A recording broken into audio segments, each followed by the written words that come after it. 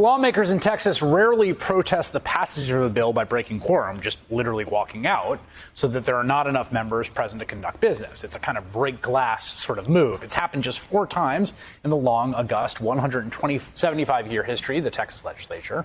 In 1870, it happened when 13 Texas senators walked out in protest of a militia bill. They were arrested by the governor's forces. In 1979, a group of 12 senators hid from the state house for days to prevent a quorum on 2 bills related to primary elections. Again this morning, Lieutenant Governor Bill Hobby called senators to order. And once again, no quorum. The killer bees gone, as they have been since Friday. The 12 fugitive senators have eluded 50 full-time state patrolmen, investigators, and Texas Rangers. Police even searched by helicopter and in Mexico. But patrolmen failed, and so were nicknamed the Bumblebees. It happened again in 2003 when 50 Democrats fled to Oklahoma, breaking quorum in the face of a Republican Party plan engineered by Karl Rove to redistrict mid-decade, which was totally novel, violated the very long-standing norm of that being a once-in-a-decade undertaking. And then it happened again, as you just heard from Beto O'Rourke, this weekend when Democrats walked off the state House floor to keep a sweeping voting restrictions bill from passing. Democratic Texas Representatives Jessica Gonzalez and Rafael Anchia both participated in that walkout, and they join me now. Maybe I'll start with you, Representative Gonzalez. If you can tell us the objections your caucus had to this legislation and how this came about as a way of dealing with it. Yeah, well, from the get-go, I serve as vice chair of the Elections Committee, and from the entire process, the bill was trying to be rushed through committee. We were not known as committee members when we were going to actually vote on the bill. There was conversations that were being had behind closed doors. There were agreements as far as amendments, Democrat amendments, when the bill hit the floor initially, and those amendments got stripped out.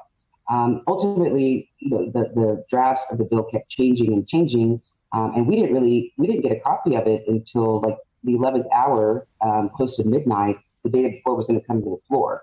The bill added additional provisions that were in neither version, whether it was in the House version or the Senate version, and there were just blatant attacks on the Black and brown community. So, how did you and your colleagues, Representative Anchia, how did you guys figure out or decide to do this collectively? Chris, it's good to be back, and it's good to be on with my colleague Jessica Gonzalez. This is something that we've been working on really all session, and it culminated in the walkout. We fought hard against the prior versions of this bill, and when it finally was dumped on us at the 11th hour, as Jessica said, we knew we had to kill it. We were going to kill it one way or another. We were either going to talk it off or debate it off the calendar. We were going to kill it with points of order or other procedural maneuvers.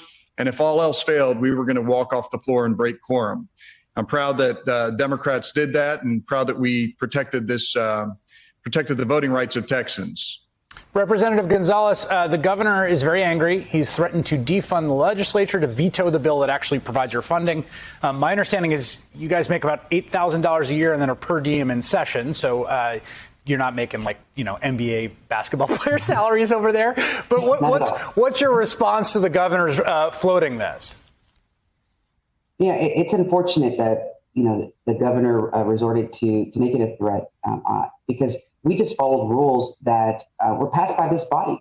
Same rules that Republicans have used this entire session to rush legislation through. We saw that happening last week, and these are rare moves that were made in the Senate as well. But who it really affects, is our staff who work many hours to make sure that the Capitol is up and running.